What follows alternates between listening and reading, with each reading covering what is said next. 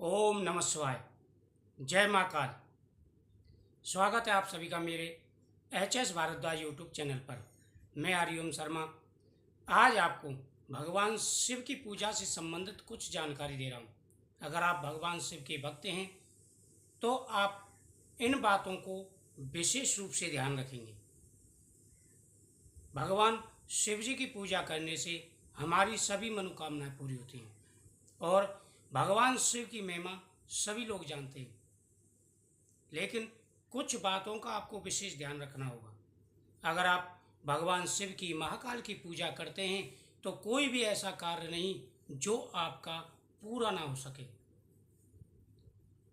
आप भगवान शिव जी के सादा सोमवार या 16 सोमवार व्रत करते हैं या श्रावण के सोमवार व्रत करते हैं तो जो भी आपके मन में इच्छा है, कामना है, वह आपकी जल्दी से जल्दी पूरी हो जाएगी। लेकिन कुछ बातों का आपको विशेष ध्यान रखना होगा। दोस्तों, महाकाल यानी भगवान भोलेनाथ थोड़े से द्रव्य से प्रसन्न हो जाते हैं। उनके लिए आडंबर रचाने की जरूरत नहीं है। उनके लिए कुछ भी भेंट ज़्यादा करने की जरूरत नहीं है। सिर्फ आप एक पुष्प चढ़ा दीजिए, वो भी आप वो स्वीकार कर लेते हैं। सिर्फ जल चढ़ा दीजिए, सादा जल को भी वह स्वीकार कर लेते हैं।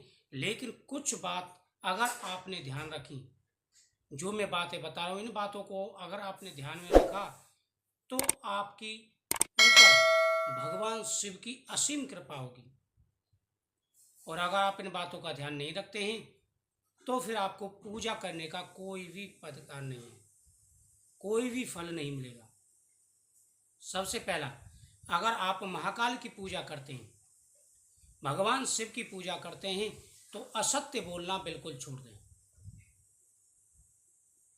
अगर आप झूठ बोलते हैं, इधर आपने भगवान शिव की पूजा कर रहे हैं, भगवान शिव की व्रत रख रहे हैं, उधर आप पूरे दिन झूठ बोलते हैं, जिस बात की जरूरत नहीं है फिर भी आप झूठ बोलते रहते हैं, तो आपकी पूजा का क्या फल है? पूजा का कोई महत्व नहीं रहेगा। इसलिए आप भगवान शिव की पूजा करते हैं तो असत्य बोलना छोड़ दें। नंबर 2, प्रति सोमवार की सोमवार थोड़ा सा समय निकाल करके शिव मंदिर जाएं, या आपके घर में ही पारदर्शी शिवलिंग या कोई भी शिवलिंग रखा है तो आप तांबे के लोटे से प्रतिदिन भगवान को जल अर्पण कीजिए। यह नियम बना ले कि आपको प्रतिदिन भगवान को जल अर्पण करना है। नंबर 3, प्रति सोमवार की सोमवार को आप गौ माता के लिए कुछ न कुछ खिला के जरूर आए। यह एक नियम बना लें कि गौ माता के लिए और पक्षियों के लिए आप कुछ न कुछ खिलाएं। पक्षियों के लिए दाना डालें, गौ माता के लिए चारा या रोटी, जो भी है आप नियम बना लें, आपको करना ही है। अगला, रुद्राक्ष की माला प्रतिदिन ना पहन सकें, सोमवार की सोमवार को रुद्राक्ष की माला आपको जरूर धारण करनी चाहिए। जिसके गले में रुद्राक्ष की माला होती है, मन में ओम नमः शिवाय मंत्र का जाप होता है, वह इंसान पवित्र हो जाता है।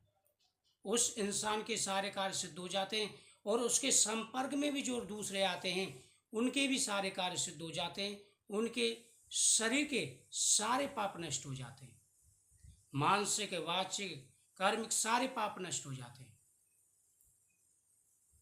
इस चीज का आपको विशेष ध्यान रखना है।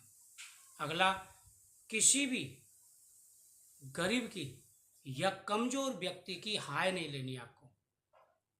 इस चीज का आपको विशेष ध्यान रखना, जितना हो सके उतना गरीब की सहायता करें। इन सारी बातों को आपको ध्यान रखना है। अगर ये बातें आप ध्यान रखते हैं तो जीवन में कभी भी कोई कष्ट नहीं आएगा और हर मनोकामना आपकी पूरी होगी।